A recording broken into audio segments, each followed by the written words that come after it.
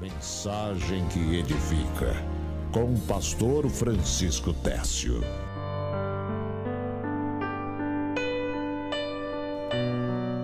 Muito bem, meus queridos, nós agora vamos, mais uma vez, à palavra de Deus, para a glória do nome de Jesus. Vamos aprender hoje o que fazer para compreender a boa, perfeita e agradável vontade de Deus na nossa vida. Meus queridos, quantas vezes você já se perguntou, meu querido irmão, minha amada irmã, quantas vezes você já se perguntou qual é a vontade de Deus para um determinado momento que você está vivendo, especialmente em momentos de dificuldade, não é? Você já percebeu que de vez em quando nessa vida nós passamos por situações que nos machucam, nos maltratam, nos decepcionam, situações que nos fazem sofrer, nos entristecem, mas também passamos por situações que é só alegria, não é? Então, tudo isso, meus amados, nos leva a fazer uma reflexão. Como é que eu procedo nesses momentos? Será que nos momentos de alegria eu dou glória a Deus? Eu lembro que foi Deus que me abençoou, obrigado, Jesus. Eu agradeço a Deus, porque a gratidão deve ser uma virtude do cristão nas horas de alegria. Mas não só nas horas de alegria, nas horas de tristeza também, nas horas de sofrimento também, porque a Bíblia nos ensina em tudo da graça. E será que eu agradeço a Deus também nas horas de sofrimento, porque eu sei que mesmo esse sofrimento é a vontade de Deus? Será que eu agradeço a Deus? Então, meus amados, o problema é que muitas vezes nós não temos a nossa mente renovada. Nós não temos a nossa mente renovada pela palavra de Deus. Nós temos a mente ainda impregnada das coisas desse mundo. O fato é isso. Aí nós queremos que as coisas aconteçam segundo o mundo. Nós queremos nos comportar como o mundo se comporta também em relação à nossa vida. Mas deixa-me ler aqui um texto da palavra de Deus, carta aos Romanos, capítulo 12. Eu vou ler aqui os versículos 1 e 2. Diz assim: Rogo-vos, pois, irmãos, pela compaixão de Deus, que apresenteis os vossos corpos em sacrifício vivo, santo e agradável a Deus, que é o vosso culto racional. E não vos conformeis com este mundo, mas transformai-vos pela renovação do vosso entendimento, para que experimenteis qual seja a boa, agradável e perfeita vontade de Deus. Tá certo? Veja bem, boa, agradável e perfeita vontade de Deus. Ela é boa, ela é agradável e é perfeita. É o que a Bíblia diz. Agora, nós precisamos colocar em prática na nossa vida para ver se é verdade mesmo. Porque a palavra de Deus não falha.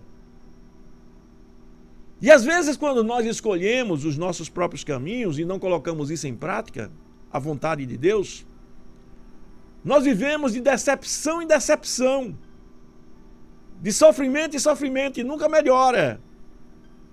E no final de tudo, somos nós mesmos que estamos fazendo as nossas vontades, seguindo nossos próprios caminhos. Então, meus amados, procurar entender qual é a vontade de Deus. A primeira coisa que eu chamo a sua atenção é que ela é um convite. É um convite à renovação do nosso entendimento. Veja como diz aqui, irmãos. Aqui diz: e não vos conformeis com este mundo, mas transformai-vos pela renovação da vossa mente, ou do vosso entendimento. Se você ainda não tem a sua mente transformada pelo poder de Deus, se você ainda não buscou a graça de Deus para compreender essas coisas, você dificilmente vai conseguir entender a vontade de Deus na sua vida. Você vai ser aquela pessoa que quando acontece algo com você, você fica revoltada, fica brabo, fica zangado, fica irritado com todo mundo, nervoso, né? E querendo brigar. Por quê? Porque você não conhece a vontade de Deus. Se aconteceu, foi a vontade de Deus.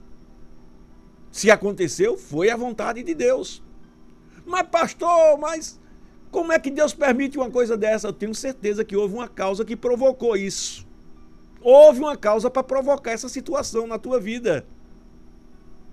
As coisas não acontecem espontaneamente, sem que nem mais. Houve um motivo, houve uma causa. Então, meus queridos, vamos aprender aqui com uma certa mulher, uma mulher que é conhecida por uma mulher samaritana. Essa mulher, ela é uma mulher sirofenícia, não é? Ou uma mulher samaritana, uma mulher cananeia, que ela se aproximou de Jesus, mas essa mulher se aproximou de Jesus com tanta convicção de querer fazer a vontade de Deus, que ela alcançou a vitória dela.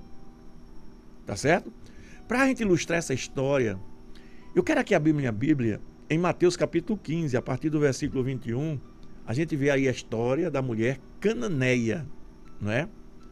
A Bíblia diz a partir do versículo 21 aqui: e partindo Jesus dali, foi para as partes de Tiro e de Sidom, e eis que uma mulher cananeia que saíra daquelas cercanias, clamou dizendo: Senhor, filho de Davi, tem misericórdia de mim, que a minha filha está miseravelmente endemoniada.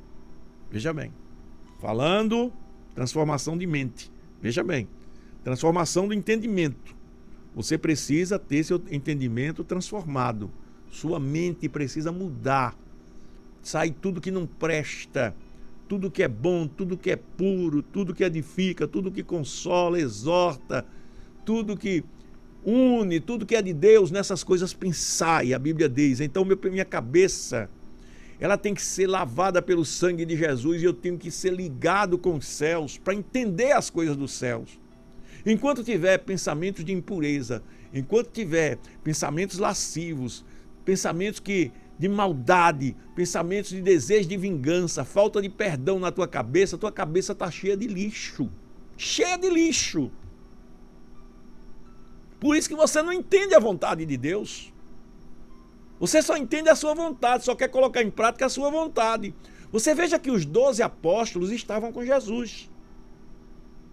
Um deles tinha cabeça cheia de lixo. Judas, o que foi que ele fez? Traiu Jesus. Os outros eram fracos também, tinham fraquezas. Os outros apóstolos, mas eles perseveraram em seguir Jesus. Veja a mudança que houve na vida de Pedro. Veja a mudança que houve na vida de cada um dos apóstolos. E você precisa mudar também para compreender melhor a vontade de Deus. Sua vida precisa melhorar.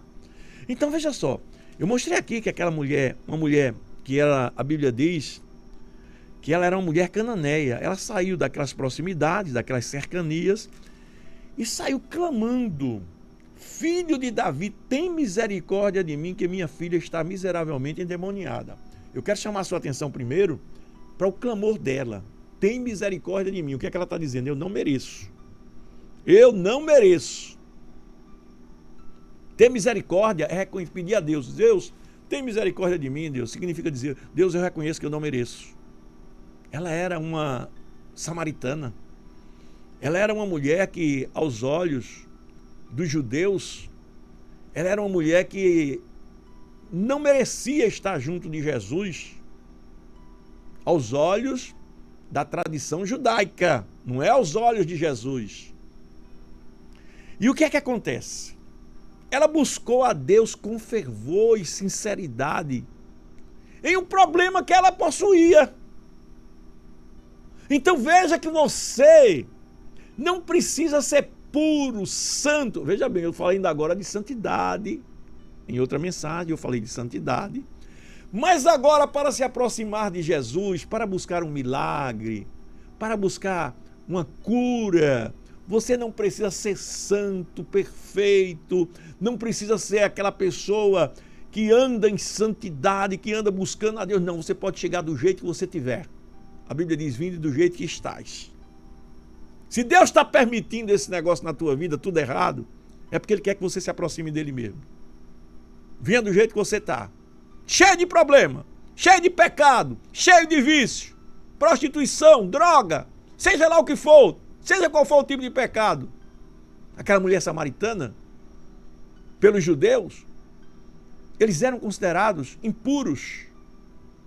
E ela não tinha direito de se aproximar do santo de Jesus. Você vai ver que os discípulos daqui a pouco vão mandar ela, afastar ela. A lição que eu trago para você é que a tua vitória vem porque você tomou consciência que precisa da misericórdia de Deus.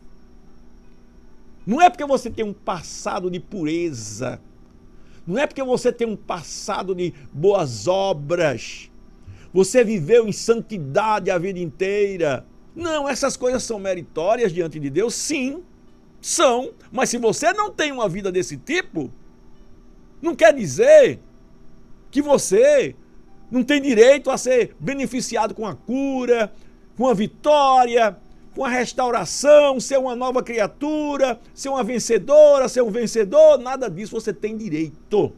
Tá certo? Ela chegou reconhecendo que precisava de misericórdia. Aí ela diz, minha filha está miseravelmente endemoniada. Agora veja o problema dela. O problema dela era com a filha. Tá certo?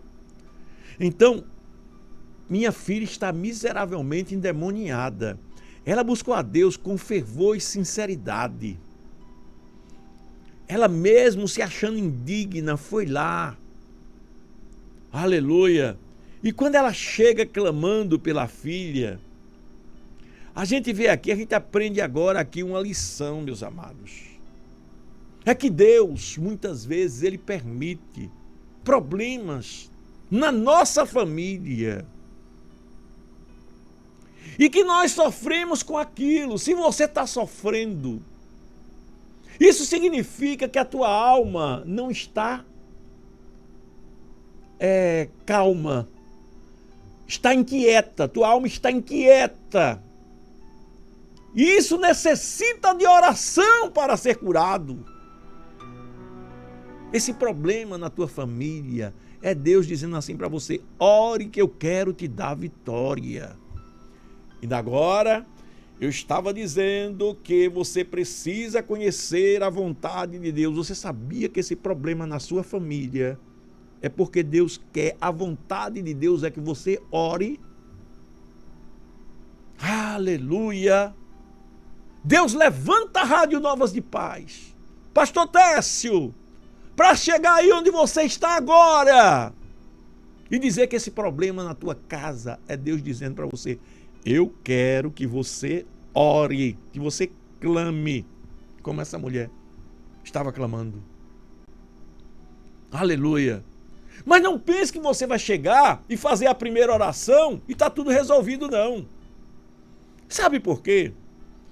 Aquela mulher, como eu já disse aqui, ela era uma samaritana e ela tinha que passar por um processo de santificação. Ainda há pouco eu falei aqui sobre santificação, não é? Que a pessoa deve reter o bem, tudo que é bom na sua vida, deve se abster, ou seja, se afastar até da aparência do mal.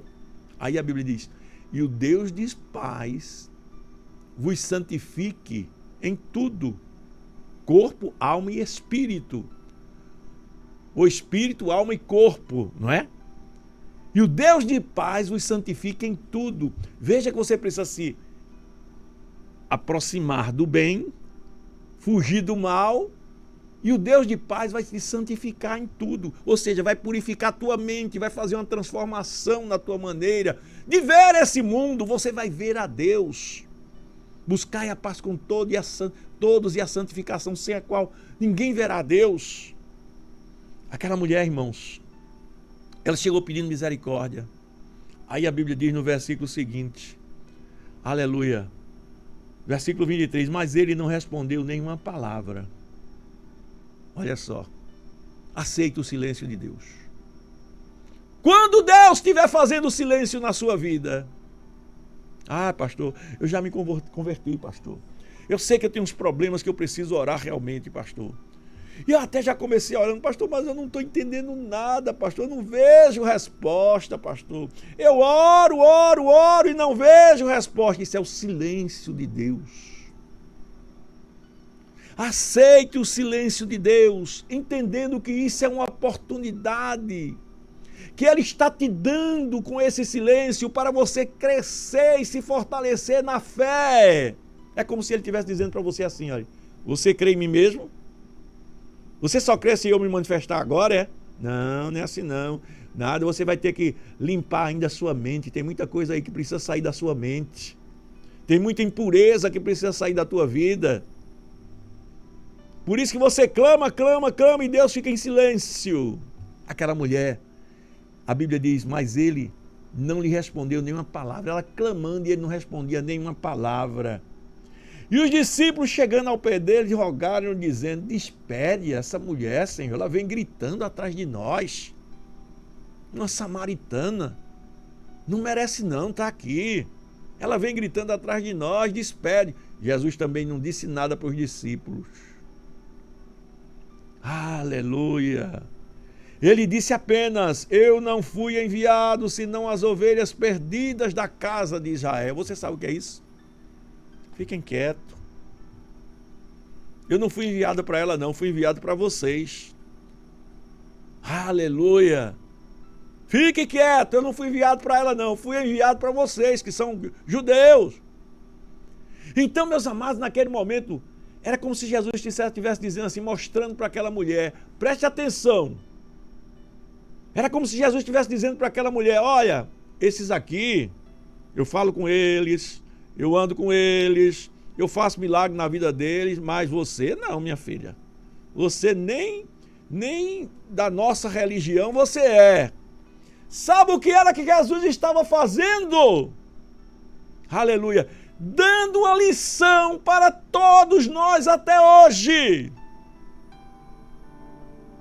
Aquela mulher, ela representa o povo gentil, o povo que não era judeu, que ia buscar a Deus, porque todos os seres humanos têm sede de Deus. E Jesus foi enviado inicialmente para os judeus. Aí a Bíblia diz que ele veio para os que eram seus, mas os seus o rejeitaram, não o receberam. E ele agora já começa a dar uma lição com aquela mulher, diz, olha, vocês fiquem quietos, porque eu vim para vocês. Mas ele sabia que aquela mulher estava ali clamando e que ele ia dar uma vitória grande a ela. Agora ele queria colocar barreiras na fé daquela mulher para mostrar a todos nós, para nós aprendermos que quando existe perseverança em buscar a presença dele, não existe lei humana, não existe lei no reino do universo que possa sustentar um crente de coração quebrantado, cheio de fé, se humilhando diante de Deus. Ele pede, Deus responde. Aleluia! Será que você pode compreender isso? Aleluia! Aleluia! E quando Jesus chegou e falou aquela palavra, né? Eu não fui enviado senão as ovelhas perdidas da casa de Israel. Ele falou logo após os discípulos dele mandarem despedir aquela mulher. Certamente ele estava passando como que uma segurança para os discípulos. Não se preocupem, eu fui enviado para vocês aqui, vocês que são crentes da minha turma, são judeus comigo, eu também sou judeu, eu fui enviado para vocês. Sabe o que aquela mulher fez quando ele disse isso? A Bíblia diz aqui que então ela prostrou-se e adorou, dizendo, Senhor, socorre-me. Aleluia!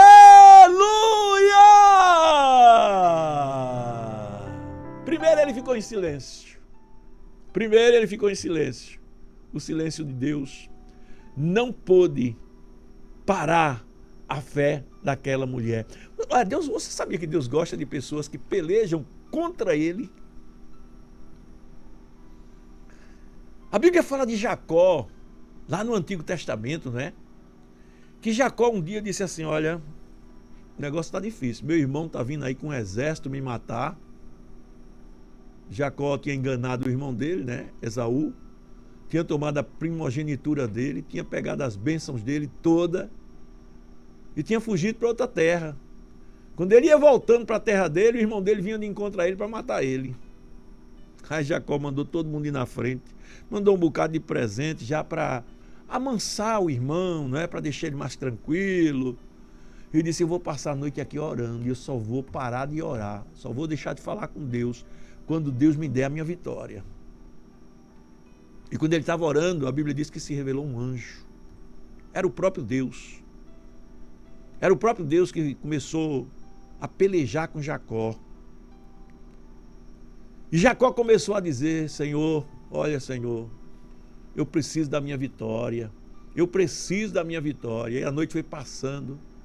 E ele orava, e orava, repetindo, eu preciso da minha vitória. É meu irmão que está vindo me matar, Deus. E Deus em silêncio. Junto com ele lá, ele sentindo a presença de Deus, vendo a presença de Deus lá, mas Deus não dizia nada. Quando foi lá para de madrugada, Deus não tinha respondido nada a ele ainda, o dia estava amanhecendo já. Aí Deus disse para ele assim, olha, Jacó, olha, vai embora que eu vou embora, eu preciso sair que o dia já está amanhecendo. Aí Jacó disse, não, Senhor, eu não vou te largar não, só vou te largar se tu me abençoar. E Jacó se agarrou com o anjo, aleluia, e o anjo disse, Jacó, me larga que eu preciso ir embora. Era uma luta espiritual, não era uma luta tocando tapa, nem murro, nem forçando nada.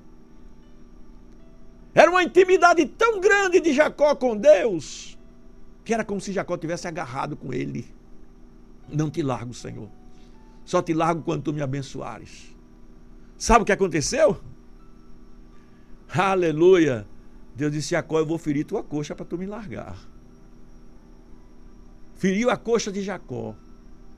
Jacó ficou mancando. Ai, mas eu não te largo. Só te largo quando tu me abençoares.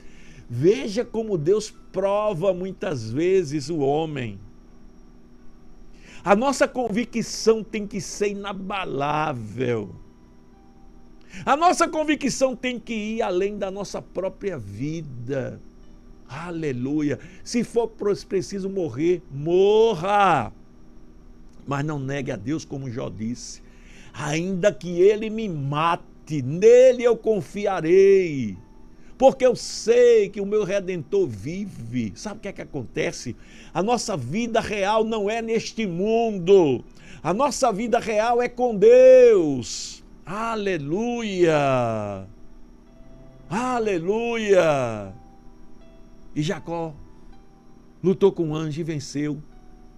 E depois Deus disse, Jacó, a partir de hoje teu nome será Israel, aquele que lutou com Deus e prevaleceu. Já pensou? Você sabia que isso aconteceu com essa mulher também?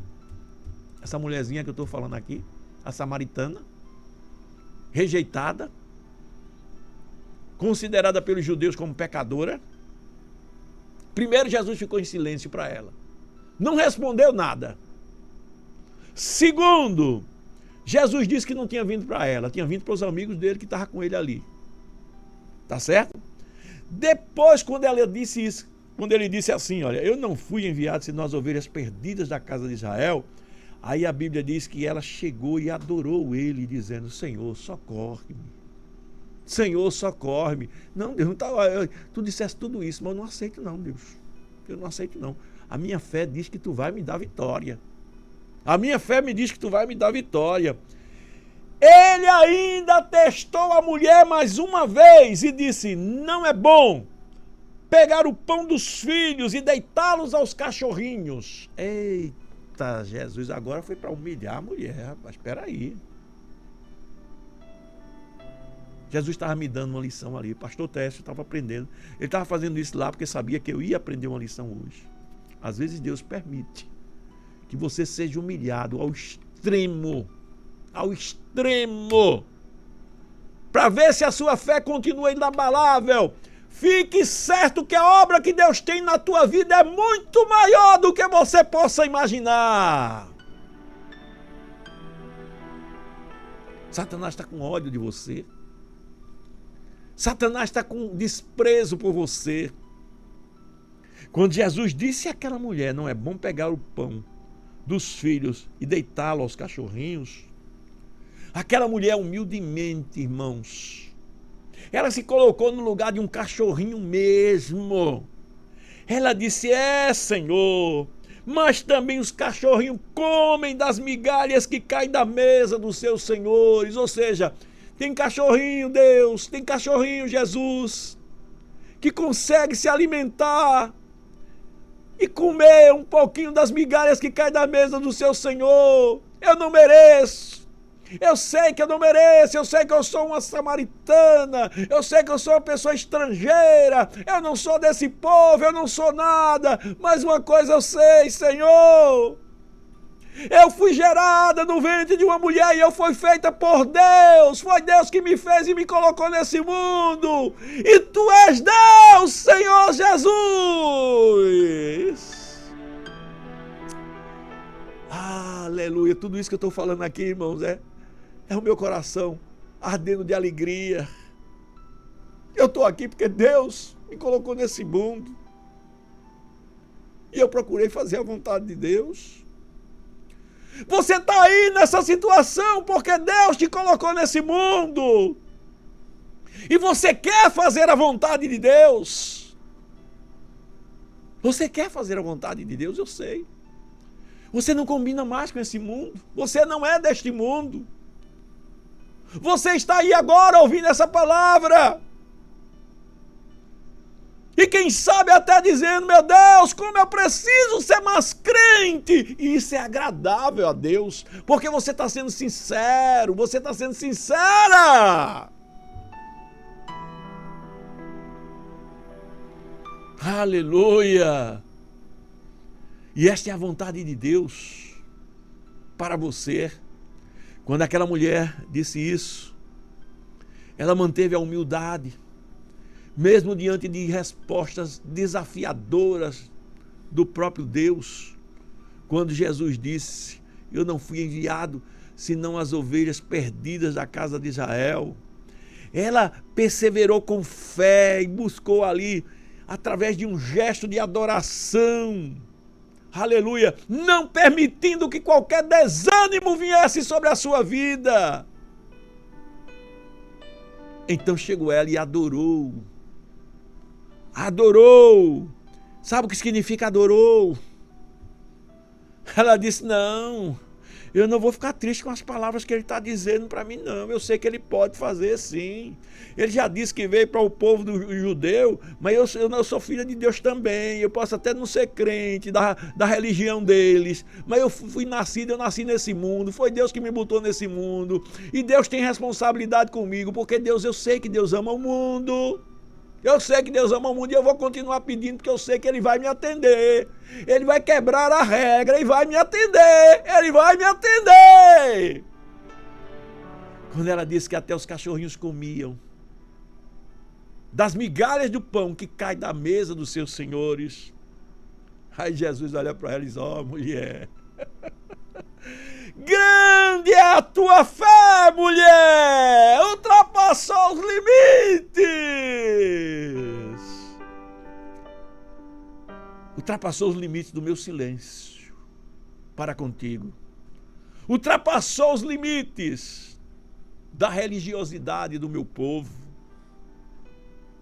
Você não se deixou levar pelos preconceitos religiosos que impedem muitos de receber bênção por causa dos seus preconceitos religiosos. Quantos que dizem, eu sou de tal igreja, eu sou de qual igreja, eu sou disso, sou daquilo.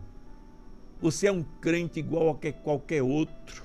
O que a Bíblia me ensina é eu a olhar para meus irmãos e ver eles como superiores a mim, melhores do que eu. A Bíblia me ensina isso. Ultrapassou o silêncio de Jesus. Ultrapassou a barreira da religiosidade. Aleluia. Ultrapassou as palavras de humilhação que Jesus disse para aquela mulher. Palavras de humilhação. Comparar ela, não é comparar a mulher com um cachorrinho. Isso nós poderíamos dizer que é Jesus pegar uma situação que na língua portuguesa se chamaria metáfora, criar uma situação para mostrar a ela que ela estava naquela mesma condição daquele cachorrinho, que ela não merecia comer o pão dos filhos. Seja sincero, se você tivesse comida para seu filho, tivesse comida para o seu filho na sua casa, seu filho está com fome, você só tem um pedaço de pão pequeno, você daria esse pedaço de pão completamente para o outro, para o cachorrinho? Não, você podia até tirar um pedacinho e dar para o cachorrinho, não é? Você podia até dar um pedaço. Era isso que a mulher estava dizendo. Pelo menos uma migalha. Dá uma migalha que caia da mesa dos meus senhores. Porque não era lícito tirar. Não, meu filho não vai comer não. Quem vai comer vai ser o cachorrinho. Mas um pedacinho você dava para o cachorrinho. Não é? Ela aceitou. E Jesus disse, grande é a tua fé, mulher. E quando ele disse isso, seja isso feito para contigo como tu desejas. Olha lá. Aleluia. Os pensamentos de Jesus a respeito de nós, irmãos, são pensamentos de vitória, pensamentos de paz, pensamentos de realizar o desejo do nosso coração, não é? Mas o desejo do nosso coração que esteja em harmonia com a vontade dele. A Bíblia diz, deleita-te também no Senhor, e ele te concederá o que deseja o teu coração. Era o que a mulher desejava. Então veja bem, a vontade de Deus nem sempre está em harmonia com a nossa vontade. Tem pessoas que querem chegar diante de Deus e já querem pedir e achar que 10 minutos Jesus já tem que responder, não é? Mas Jesus primeiro faz um trabalho de limpeza, de purificação da mente. Está lembrado que no começo da mensagem eu falei? E a purificação da mente significa botar você em um processo de provas para que a sua mente seja renovada. A palavra de Deus nos disse lá, aqui, vamos ver aqui, e não vos conformeis com esse mundo. Romanos capítulo 12, versículo 2. E não vos conformeis com este mundo, mas transformai-vos pela renovação da vossa mente, para que você experimente qual é a boa, perfeita e agradável vontade de Deus. Tá certo?